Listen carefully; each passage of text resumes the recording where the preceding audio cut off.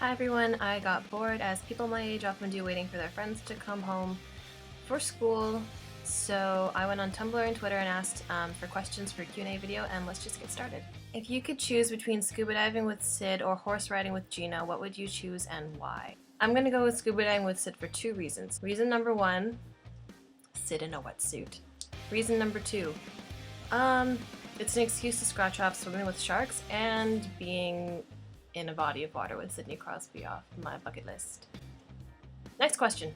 If you could travel in time, who would you rather meet, Dali or Picasso?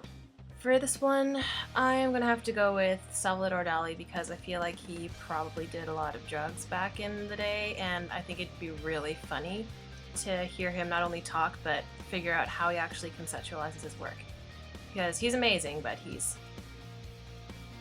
as we all can probably see. You're good at so many art forms, do you have a favorite? I would say that I am most comfortable with drawing with graphite and pencils, but I would say that my favorite actually is working with paper sculpture. I find it really, really fun and rewarding, and I don't know, there's just something about the impermanence of paper and how you can create so many different things with it by folding or cutting it and stuff, so I would say paper sculpture is my favorite. Who are the 5 people in human history you'd gather for a dinner? 1. Santa Claus. Real or not real, don't care. 2. Joan of Arc. 3. Leonardo da Vinci. 4. Mario Lemieux. And 5 would probably be John Lennon. Those are just the first 5 people that popped into my head. There's really zero correlation. I just think it'd be really funny to see what would happen. 3 non-sexual things, you whore, that you would do with Tom Hardy.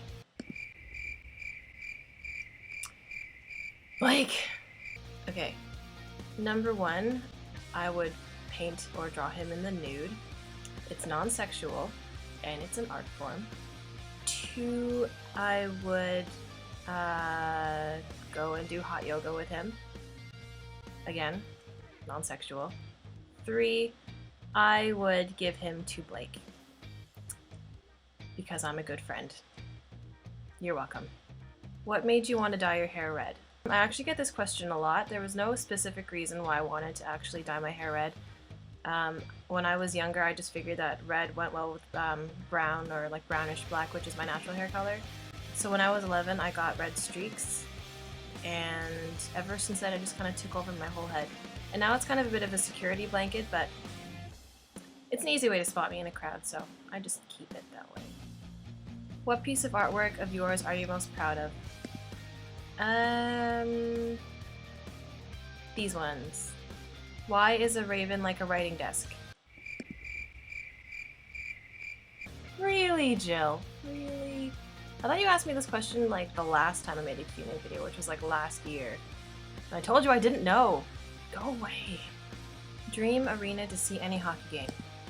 Okay, this is gonna sound kind of ridiculous, because I've already seen a bunch of games at Consol, which is probably one of the most beautiful new arenas that's been built.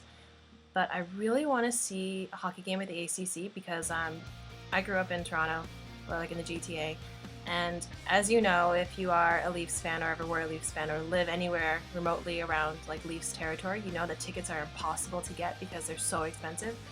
And so I think it'd be really fun to actually be able to go and see a game at the ACC. And that is all for the Q&A. Thank you for sending in your questions, and I will see you next time if there is a next time. Which there will be, because I will definitely be bored again. Bye!